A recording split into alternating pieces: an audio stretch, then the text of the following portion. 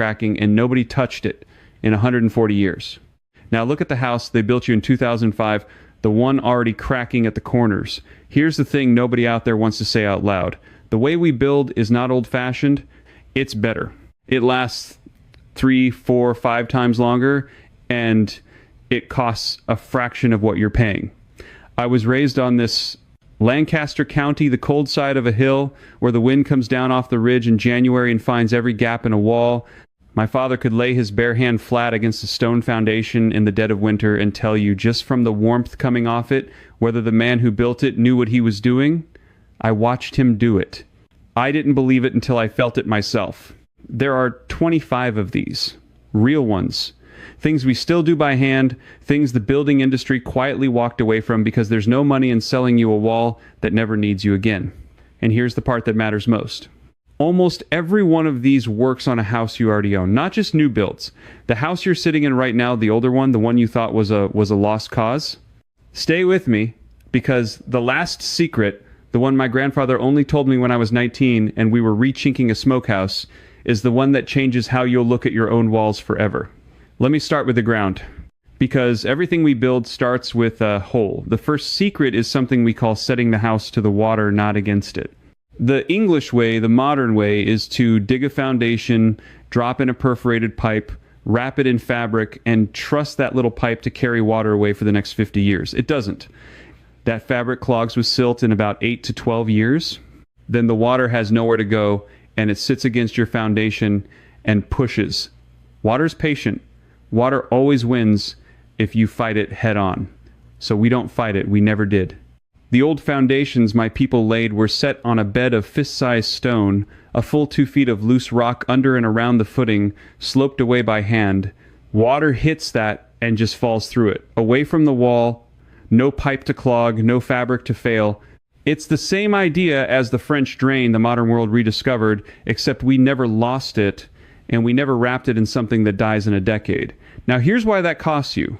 A failed foundation drain leads to a wet basement, and a wet basement is the single most expensive repair most homeowners ever face. $8,000, $12,000, $20,000. For a problem a pile of clean stone would have prevented for the price of a gravel delivery.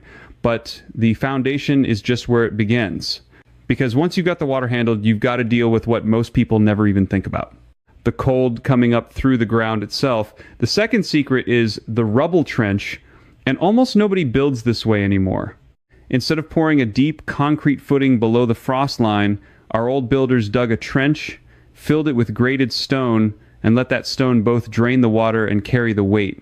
The frost can't heave a foundation that has nothing solid to grab.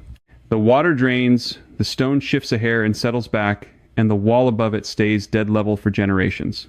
I've stood in cellars dug in the 1860s that are still as square as the day they were cut. No concrete. Just stone, gravity, and a man who understood that the ground breathes. Which brings me to the third secret, and this one is about the stone itself. We never used the prettiest stone on the face. We saved the flattest, hardest, tightest stones for the inside, the hidden course, the part that actually does the work. The English builder puts his best face out for the neighbors to see. My grandfather put his best stone where no one would ever look, because that's the stone holding the whole thing up. There's a lesson in that the building industry will never sell you. The part that matters is the part you can't see. And the part you can see, the part they show you in the model home, the granite and the trim, that's the part that means the least. Now, before I take you above ground and into the wood, I want to make sure you have everything you need to actually use what I'm teaching you. I've put all 25 of these secrets, along with the step-by-step methods, material lists, and the reasoning behind every one of them, into a book called The Home Energy Blueprint. It's written the same way I talk, plain and practical, so you can pick it up on a Saturday and be working by Sunday. If you want the complete set, the Off-Grid Home Blueprint and the Complete Home Energy Field Edition are there too. The link is in the description, and the whole thing runs $97, which is less than one bad contractor call. All right, now let's go up out of the ground and talk about wood, because this is where it gets good. This is where you start to understand just how much you've been paying for, so much less. The fourth secret is winter wood. We cut our timber in the dead of the cold months, December into February, when the sap is down in the roots and the tree is dry on the inside. Wood cut in winter has far less moisture in it, so it checks less, it warps less, and the bugs that lay eggs in green summer wood aren't even awake. The lumber you buy at the big store was cut whenever the mill needed to cut it, fast-dried in a kiln, and shipped to you still moving. That's why your new floor squeaks within 2 years. It's still drying, it's still shrinking under your feet. We let our wood season slow, sometimes a full year for every inch of thickness. Slow. The modern world has no patience for slow, and you pay for that impatience every single day with a house that creaks and gaps and pulls its own trim loose. But seasoning the wood is only half of it, because the fifth secret is how we put it together, and this is the one that stops people cold. We don't trust the nail. A nail is a little steel spike that rusts, and as it rusts, it gets thinner, and the wood around it shrinks and swells with every season until the nail's just sitting in a loose hole doing almost nothing. Go into an old house and listen to the floor. Every squeak is a nail that lost its grip years ago. So our old joinery used the wood itself to hold the wood. Mortise and tenon, you cut a tongue on one beam and a square hole in the other, slide them together, and lock them with a wooden peg, a trunnel, driven through the joint. Wood swells against wood. It tightens with humidity instead of loosening. A timber frame pegged this way doesn't rely on a single piece of metal, and the barns standing proof of it are everywhere in my county. 300 years old and not one nail in the bones. Now I know what you're thinking. You're thinking that's fine for a barn, but I can't reframe my house. And you're right. But hold that thought, because there's a version of this you absolutely can do this weekend, and I'll get you there. The sixth secret is the peg itself, the trunnel. We made them from oak, but here's the part that matters. We didn't make them round and smooth. We rived them, split them along the grain instead of sawing across it, so the wood fibers ran the full length of the peg unbroken. A sawn peg snaps, a riven peg bends and holds, because you never cut through its strength. That's a detail so small, most carpenters today have never heard the word riven, and it's the difference between a joint that lasts 40 years and one that lasts 400. The seventh secret is in how we faced the weather. Siding. You buy vinyl siding, and the man selling it tells you 50 years lifetime, never paint again. Then the sun hits it for a decade and it goes brittle and chalky, and a hailstorm shatters it like a teacup. We split shakes from straight grain cedar and white oak, and we hung them to breathe. Air behind the board. That's the secret. Almost nobody respects anymore. Wood that can dry on both sides, lasts. Wood sealed tight against the wall the way modern crews staple it, rots from the back where you can't see it, and you don't find out until the wall is gone. The eighth secret rides right along with that. We oriented every board so the bark side faced out. A board cups as it ages, and if you hang it bark side out, it cups toward the wall and sheds water away from the seam. Hang it the wrong way, the way a man in a hurry does, and it cups outward and catches water in every joint like a row of little cups waiting for rot. One board, two ways to hang it. One lasts a lifetime, one fails in 15 years. The man at the store will never tell you which way is up. Now we're going to talk about staying warm, and this is where I need you to lean in, because this is where the modern world robbed you blind and told you it was progress. The ninth secret is wall thickness, and how we use the wall itself as the blanket. The old stone and brick farmhouses had walls 18, 20, 24 inches thick. People look at that and think, well, they just didn't know how to build thin. No, they built thick on purpose. A thick masonry wall stores heat. It's called thermal mass. The wall soaks up warmth all day from the sun, from the stove, and it gives it back slow all night long. The temperature inside barely moves while the world outside swings 40 degrees. Your modern wall is a sheet of vinyl, a thin skin of foam, some fluffy pink stuff, and drywall. It holds no heat at all. The second your furnace clicks off, the cold is already coming through. So the furnace clicks back on over and over all night, all winter. That's your heating bill. You're not paying to heat your house. You're paying to heat a box that can't hold heat for 10 minutes. The 10th secret is where we put the house. Free heat, the oldest kind. Every old farmhouse I ever knew had its long side and its biggest windows facing south, and its back, the windowless, stubborn back, turned to the north wind.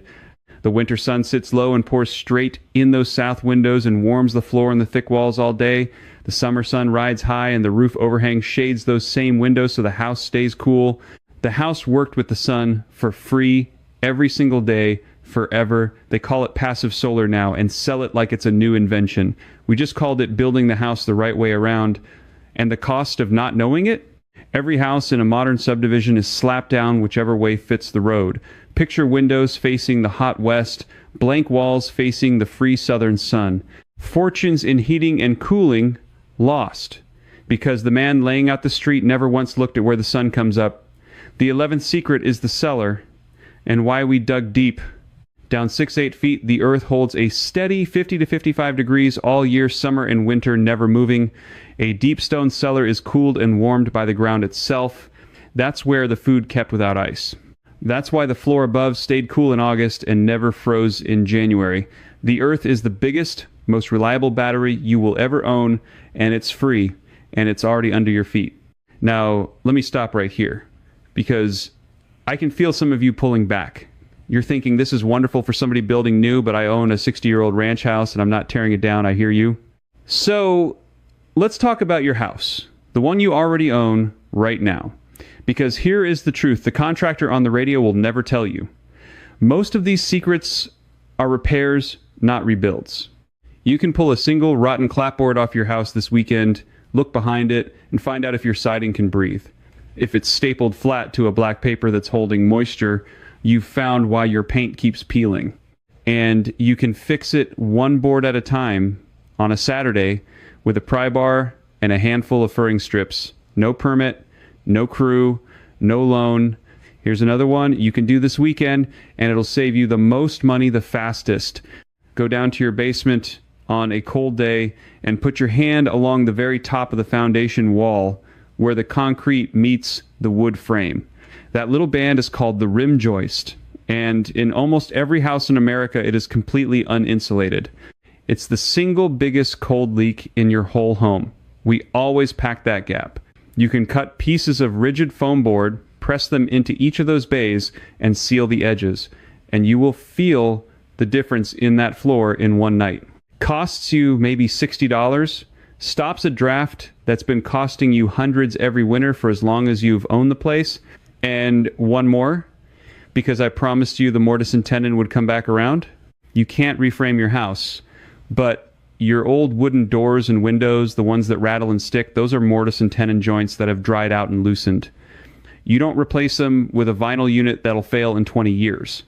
You take the old door down, you re-glue and repeg that loose corner joint the same way we've done it for 200 years, and you've got a door that outlives you. The whole world wants you to throw the old thing away and buy new. The old thing was built better. It just needs a man willing to fix it. All right, you're still with me. Good. Because now the secrets get sharper, and now you start to see who benefited from you for getting all this. The 12th secret is lime, not cement. Lime. This is one of the big ones, and it's where the modern building world went truly wrong. For thousands of years, mortar and plaster were made from lime, burned limestone slaked in water. Lime mortar is soft, and people hear soft and think weak. It's the opposite. Lime is soft on purpose. When the building shifts, and every building shifts, lime flexes and even heals its own hairline, cracks, because the free lime in it re-knits when water gets in. It breathes. It lets moisture pass out of the wall instead of trapping it. Then came Portland cement. Hard, fast, cheap, and rigid. The industry loved it because it sets in a day instead of curing for weeks. But cement doesn't move and it doesn't breathe. Point an old stone house with cement mortar and you've sentenced it to death. The stone shifts, the rigid cement won't, so the stone cracks instead of the joint. And the water that gets trapped behind that hard cement rots the wall from the inside. Whole historic homes have been ruined by well-meaning men who repointed them with the wrong stuff because that's all the store sold them. We never stopped using lime. You can still buy it. And if you own an old brick or stone house, this one piece of knowledge can save you from a repair that destroys the very thing you were trying to fix. The 13th secret is the plaster on your walls, and it's the same fight. Real plaster, 3 coats of lime over wood lath, is hard as a board and lasts 200 years, and it muffles sound and holds a little heat and won't grow mold because mold can't live on lime. Drywall is gypsum dust pressed in paper, and paper is food for mold, and it turns to mush the first time it gets wet. We built walls that survived floods and dried out and stood another century. They sell you a wall that has to be cut out and thrown in a dumpster if a pipe ever weeps behind it. You're starting to see the pattern now, aren't you? Every single time, the old way lasts and the new way fails, and every single time, somebody made money on the failure. The 14th secret is the roof, and how we made it last without a single squirt of tar. Old roofs were steep, far steeper than the lazy slopes they build today. A steep roof sheds water and snow so fast that water never sits long enough to find a way in. Slow water finds every gap. Fast water just leaves. The steeper we built it, the less the roof had to fight, and a slate or split-shake roof on a steep pitch could go 100 years without a man ever climbing up there. The 15th secret is what we did at the very peak and the eaves. We let the roof breathe, top and bottom. Cold air comes in low at the eave, rises through the space under the roof, and leaves at the ridge, carrying every bit of moisture out with it. A roof that breathes never rots and never builds those ice dams that tear gutters off in January.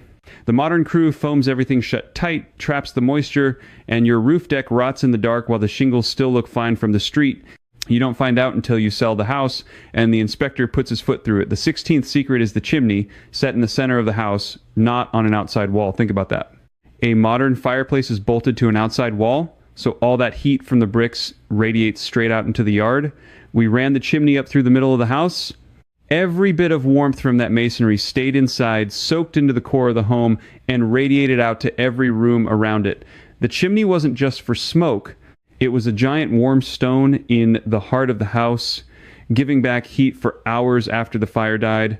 The 17th secret is the summer kitchen, and this is just plain clever.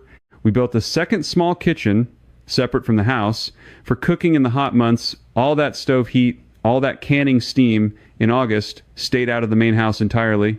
The house stayed cool because we never let the heat in the door to begin with. The cheapest way to cool a house is to not heat it up in the first place. No air conditioner does that. We did it with a doorway and a little common sense. Now the villain, because by now you've felt it. Every one of these old ways got pushed aside, and not by accident. The 18th secret isn't a technique. It's the reason you never heard the first 17.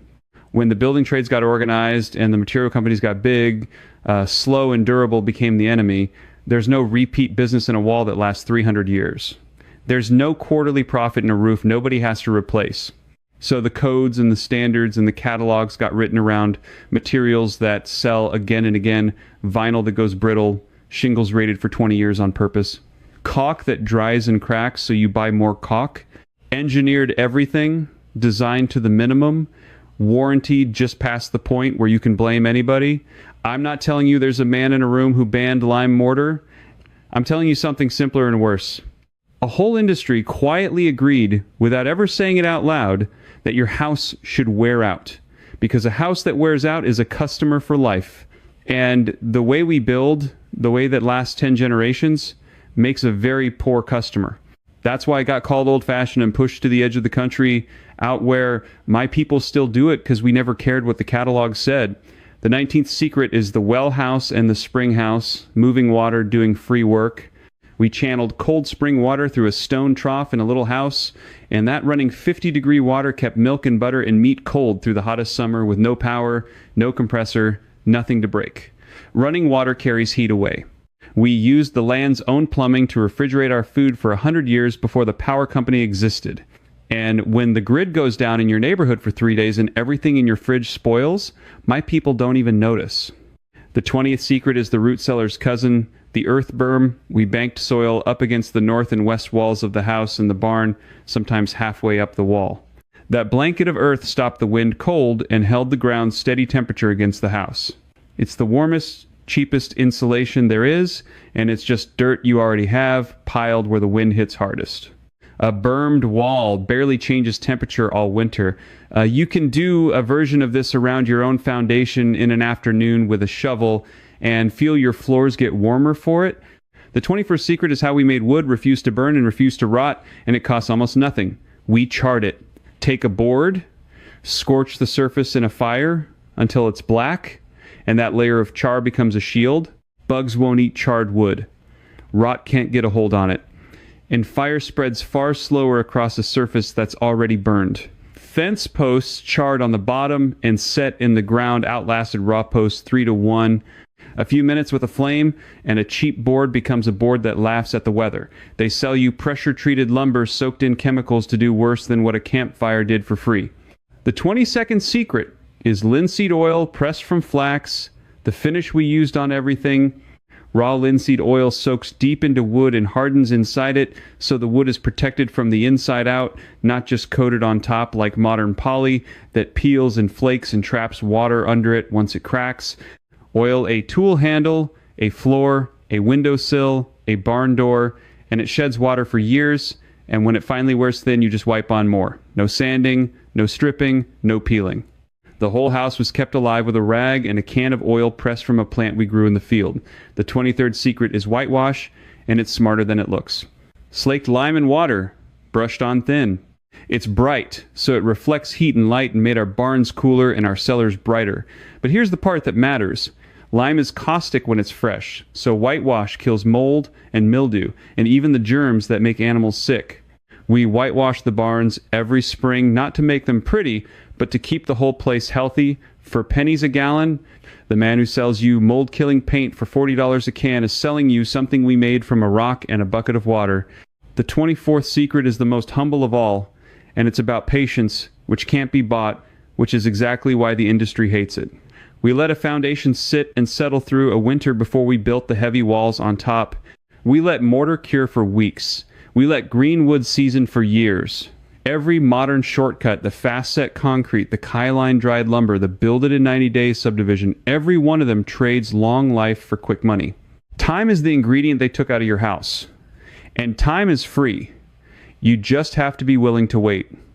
And the building industry has spent 50 years teaching you that waiting is a sin. So now you understand the pattern, the thick wall, the breathing siding, the lime that heals itself, the roof that sheds, the earth that keeps your food cold, the wood that won't rot because you scorched it. 24 ways, all of them real, all of them sitting right out in the open the whole time. But I told you about the smokehouse. I told you my grandfather waited until I was 19 to tell me the last one. So here it is, the 25th secret, the one that ties all of it together. We were rechinking the gaps in that old smokehouse, packing the spaces between the logs, and I reached for the bucket of mortar, and he stopped my hand. He told me the old chinking wasn't just mud, it was clay dug from the creek bank, mixed with chopped straw and a little lime and animal hair. And he told me why every part was there, and that's the secret, because it's the whole philosophy of how we build hidden in one bucket. The clay holds it together and seals out the wind. The straw, all those little fibers crossing every direction, that's the reinforcing so the clay can't crack apart. The same job steel does in concrete, done with a handful of last year's wheat. The lime keeps the mold and the bugs out, and the animal hair makes it flex, so when the logs swell in summer and shrink in winter, the chinking bends with them instead of crumbling out. It moves with the building. That was the whole thing. That was what he wanted me to understand, standing there with clay drying on my hands. Everything the modern world builds is rigid, and rigid things fight the weather until they break. Everything we build is meant to move, to breathe, to flex, to swell, and shrink, and heal, and settle, and keep on standing while it does. A house is not a machine you seal up tight. A house is a living thing that has to breathe, just like the people in it. And that clay and straw chinking, dug from a creek bank for free, will outlast the foam they'd sell you to do the same job. I've seen it. I've packed it with my own hands into logs that were already old when my grandfather was a boy. And that chinking is still there, still tight, still flexing with every season. Decades later, here's why he made me wait till I was 19 to hear it. Because you can't understand the last secret until you've felt the first 24 in your hands. Until, in your bones that the part you can't see is the part that matters. That slow beats fast. That soft outlasts hard. That breathing outlasts sealing. Then, and only then, does a bucket of creek mud become the most valuable thing in the building. You can do every single one of these. Not all at once. One board, one joint, one bucket at a time. That's how we always did it. That's how a thing gets built to last. Something was taken from you quiet and slow, and you never even saw the hand that took it. They told you the old ways were backwards, so you'd keep paying to replace what should have lasted your whole life. Today you took a little piece of it back. You're the kind of person who doesn't like being kept dependent, who'd rather know how a thing works than be sold a new one every 20 years. That's who this is for. That's who we've always been. So tell me one thing down in the comments. Which one are you doing first, the rim joist you can fix this weekend or the creek clay chinking that started it all for me? Write it down. I read them. And if any part of this felt like getting back something that was quietly taken, subscribe and stand with the rest of us, putting these old ways back into our own hands, one at a time. Next time, I'm going to show you how my people keep a house at a steady temperature all winter long with almost no fuel at all, using nothing but the heat the earth gives away for free. There's a piece of that one even most of my own